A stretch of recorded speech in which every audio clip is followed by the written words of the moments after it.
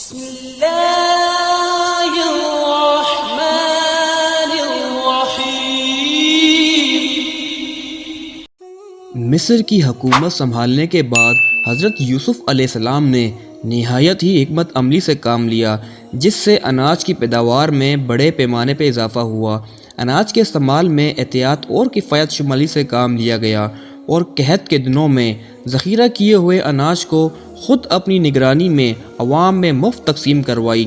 ان دنوں مصر کے آس پاس کے علاقے شام و کنعان بھی قحط کی لپیٹ میں آ چکے تھے۔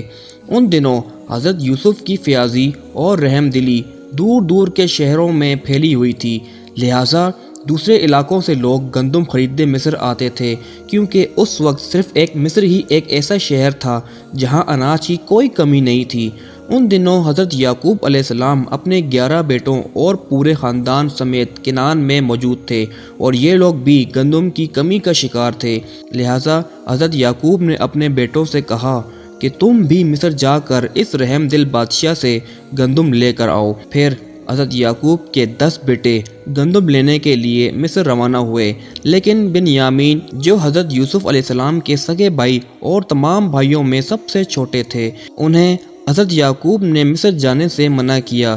یہ اللہ کی قدرت اور تقدیر کا فیصلہ ہی تھا کہ جن بھائیوں نے کبھی حضرت یوسف کو بیچ دیا تھا، آج وہی یوسف علیہ السلام سے گندم لینے مصر جا رہے تھے۔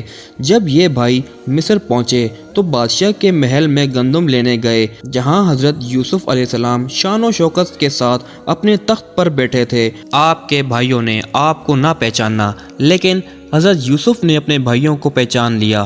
حضرت یوسف علیہ السلام 10 سال کی عمر میں ان سے جدا ہوئے تھے، اور اب 40 سال کے ہو چکے تھے۔ آپ نے ان سے سوال کیے کہ آپ لوگ مصری معلوم نہیں ہوتے، تمہاری زبان بھی عبرانی ہے، کہیں کسی دشمن ملک کے جاسوس تو نہیں ہو؟ ان سوالات کا یہ مقصد تھا کہ وہ اپنے خیالات کے بارے میں سب کچھ بتا دیں۔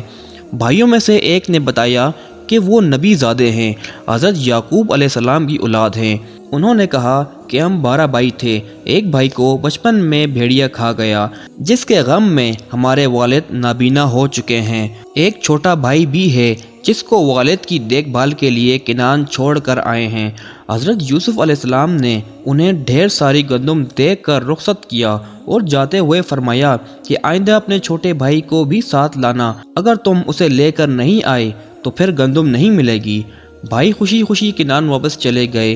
جب وہ کنعان پہنچے تو حضرت یعقوب کو عزیز مصر کے حسن سلوک کی فیاضی اور رحم دلی کے واقعات سنائے، اور ہمیں یہ بھی کہا کہ آئندہ اپنے چھوٹے بھائی کو ساتھ نہ لائے تو گندم نہیں ملے گی، لہٰذا بنیامین کو ہمارے ساتھ بھیج دیجیے تاکہ ہم پھر غلہ لائیں، ہم اس کی نگہبانی کی ذمہ داری لیتے ہیں۔ حضرت یعقوب علیہ السلام نے کہا، مجھے تو اس کے متعلق تمہارا بس وہی اعتبار ہے جیسا اس سے پہلے اس کے بھائی کے بارے میں تھا، سو اللہ ہی بہتر نگہبان اور سب سے زیادہ رحم کرنے والا ہے۔ اس موقع پر حضرت یعقوب کا اشارہ حضرت یوسف علیہ السلام کی طرف تھا، جنہیں بچپن میں ان کے بھائی وعدہ کر کے لے گئے تھے، اور پھر یوسف دوبارہ واپس نہیں لوٹے۔ جب کچھ دنوں میں گندم ختم ہونے لگی تو انہوں نے پھر سے مصر جانے کا ارادہ کیا، اور بنیامین کو ساتھ لے جانے کے لیے حضرت یعقوب کی خدمت میں حاضر ہوئے۔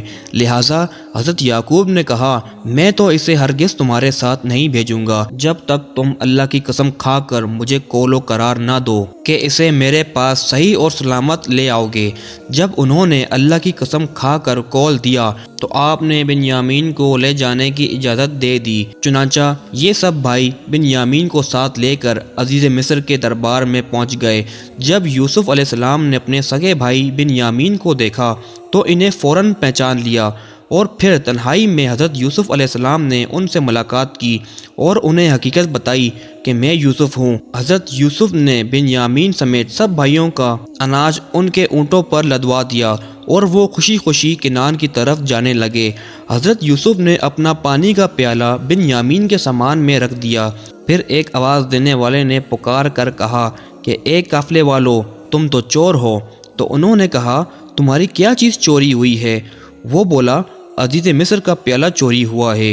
بھائیوں نے کہا، ہم اس ملک میں اس لیے نہیں آئے ہیں کہ خرابی کریں، اور نہ ہم چور ہیں۔ پھر جب تلاشی کی جاتی ہے تو بنیامین کے سامان سے وہ پیالہ ملتا ہے، تو وہ شخص کہنے لگا یہ دیکھو اب بتائیں کہ اس کی کیا سزا ہونی چاہیے۔ وہ سب بھائی یہ دیکھ کر حیران رہ گئے اور بنیامین کو قید کر لیا گیا، اور جب وہ واپس عزیز مصر کے پاس گئے بنیامین کو رہا کروانے تو حضرت یوسف نے انہیں بتایا کہ یہ میرا بھائی بنیامین ہے اور میں یوسف ہوں جس کو آپ سب بھائیوں نے کنویں میں ڈالا اور پھر بیچ دیا تھا، آج میں یہاں کا بادشاہ ہوں۔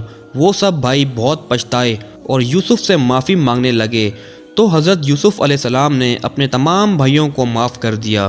اگر آپ کو میری یہ ویڈیو پسند آئی تو اسے لائک کریں اور میرا چینل سبسکرائب کریں تاکہ میں اور اس طرح کی مزید ویڈیو بنا سکوں۔ اللہ حافظ۔